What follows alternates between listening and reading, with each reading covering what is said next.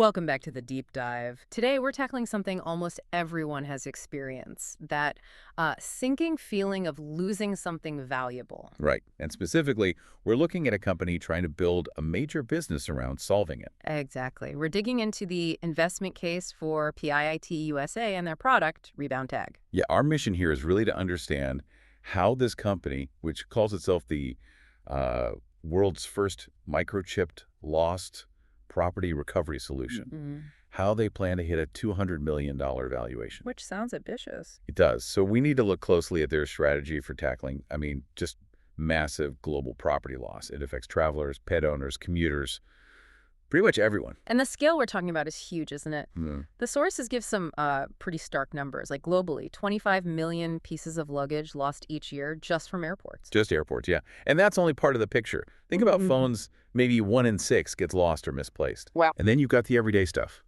like New York taxis. They report losing at least one electronic item per taxi every single week. It's constant. So the core problem PINIT USA sees isn't necessarily finding the item itself. It's more about connecting the finder with the owner, right? In a simple, private way. Precisely. Finding a universal method that works when a stranger finds your stuff. Their solution needed to be super easy to use, not tied to one brand.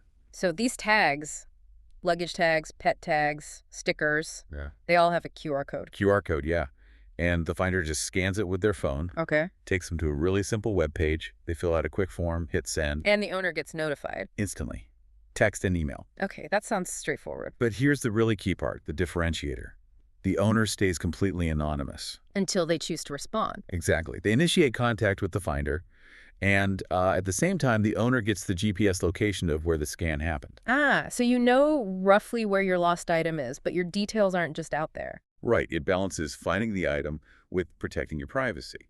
Seems quite well thought out. Okay, let's unpack the tech a bit more, because for this to work in places like airports or, big retail settings, it needs to be simple on the surface, but sophisticated underneath. Yeah, what's interesting is they didn't invent some brand new, untested tech. They layered existing proven technologies. Like the QR codes we mentioned? Right. Plus NFC near-field communication, like contactless payments, and RFID radio frequency identification, which is used a lot in logistics and tracking already. So it's the combination that matters. Exactly. And this specific mix has some really important benefits, both practically and environmentally. Okay, tell me more about that. Well, the big one is batteries, or rather the lack of them. Oh. Because they use NFC and RFID, these tags don't need their own power source. They're passive. They only wake up when someone scans them or accesses them. Which means they last basically forever. Well, for years and years, certainly. Not months, like battery-powered trackers. That gets rid of the hassle and cost of replacing batteries all the time. And I guess that ties into the environmental angle, too. Definitely. The sources mention this go green effect. You've got longer-lasting tags. They're made from recyclable plastics, and they replace flimsy paper tags often used in travel hubs. Less waste, longer life. Okay, so that brings up the obvious comparison.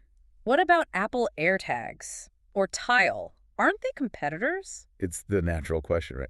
But PINIT USA actually argues pretty strongly that they're not direct competitors. Okay. But hold on. Apple's network is massive. Doesn't that just make AirTag the default option for millions, even if the tech is different? That's a huge hurdle, surely. It is, and that's a critical point for you to weigh. Their defense, though, is that the purpose is different.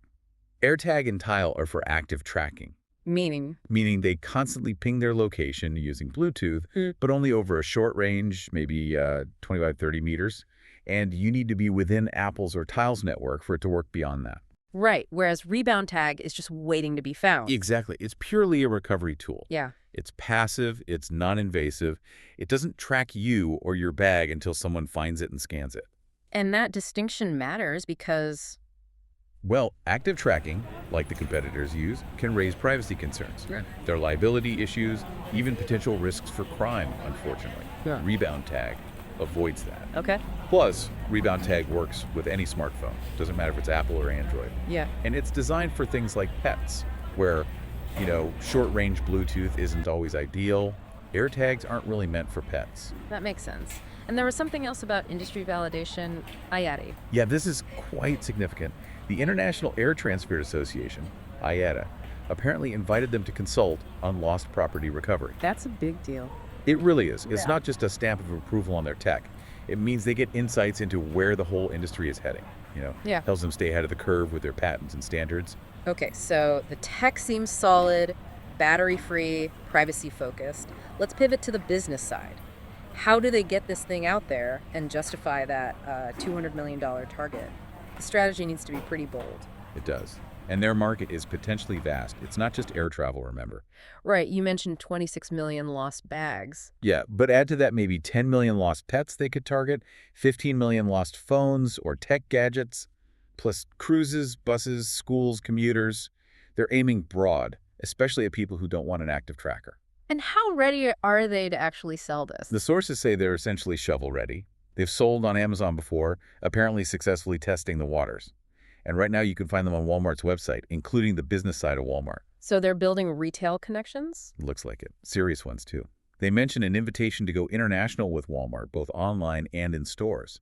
And they're in Target's Accelerator program. Which are steps you kind of need to take to get into those big stores properly, right? Exactly. Proving the concept before a massive rollout. But the really interesting part, the core of making that valuation jump, seems to be this sports marketing angle, combining B2B and B2C. Yeah, this seems to be their big play. What the sources describe is securing, or being close to securing, marketing deals, they call them unsigned agreements, currently with some huge names. Like who? Canada National Basketball, the Ironman Triathlon Series, and Arsenal Football Club. Massive global reach. Arsenal. Wow. Okay. So the plan is to be their official lost property partner. That's the idea. And it's clever because it gives them instant credibility. Instead of spending, say, $100 million on traditional ads to build trust. They borrow it from the teams people already love. Exactly. They outsource the trust factor. Yeah. And that's how they believe they can justify skipping that huge marketing spend and aim for the $200 million valuation faster. Arsenal alone, apparently, has over 500 million social media followers. That's instant access. Okay, but if that's the entire strategy for credibility, isn't that putting all their eggs in one basket? What if those deals fall through or don't get renewed later? Seems like a big risk. That's absolutely the critical risk you have to assess. It's a potential single point of failure. They do argue, though, that it taps into something powerful psychologically. How so? Well, they cite stats, case studies showing that over 60% of fans are more likely to buy from brands that sponsor their favorite teams. Ah, so it's not just visibility, it's loyalty transfer. Right. And it lets them sell the tags, not just as a utility, but almost as, like, team merchandise. A cool branded accessory that also helps you find your stuff. Okay, I can see that. And there's another angle. Getting in with Arsenal or Iron Man or whoever, Yeah. it immediately introduces PIN ITUSA to all the other sponsors those teams have. Like airlines, hotels. Exactly. Big companies involved in travel and logistics, they suddenly become warm leads for potentially large B2B deals. Yeah. It's a network effect. Okay, makes sense. So what's the money situation? How much did they need to make all this happen? The ask is $75 million, spread over 5 years. 75 million. Wow. Do we know where that's going? Yeah, the plan seems focused on execution. In the first year, for example, $9.2 million is earmarked specifically for that sports marketing push we just talked about. Activating those partnerships. Right. And another $3 million for manufacturing, basically to make sure they can actually produce the tags when the demand hopefully kicks in from those deals. But they're not starting from zero, are they? Didn't they put some money in already? They did.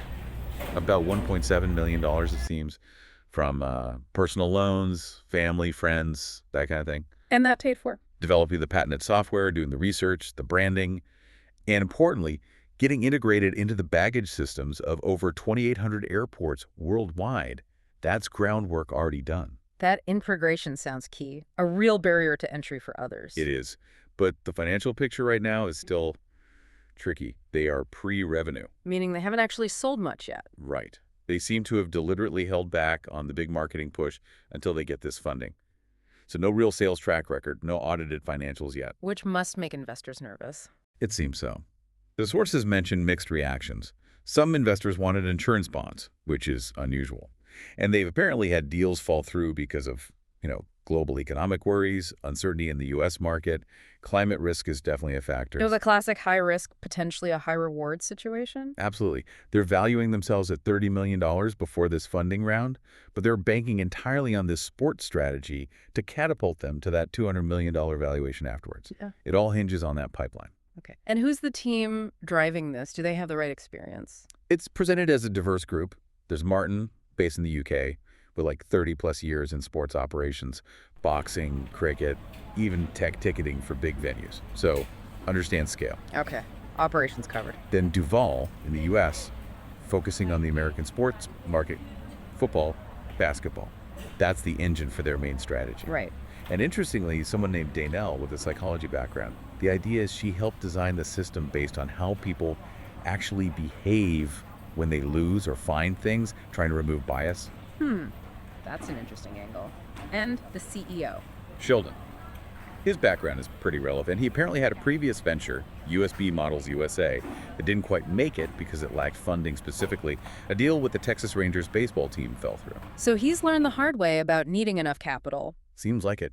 But crucially, he also ran another company, Mercury Caribbean, profitably for about 8 years.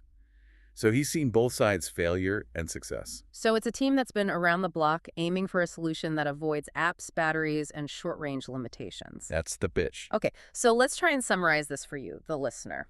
We've looked at PIAT USA and ReboundTAG, a potential solution to the huge universal problem of losing stuff. Yeah, it's built on patented tech, it's battery-free, and it's already plugged into thousands of airport systems. Their big strategy is to jumpstart growth using major sports partnerships for instant credibility. They seem ready to go, shovel-ready, as they say. And if you connect this to the bigger picture, you see it's really designed for the average person, and importantly, for the finder, too.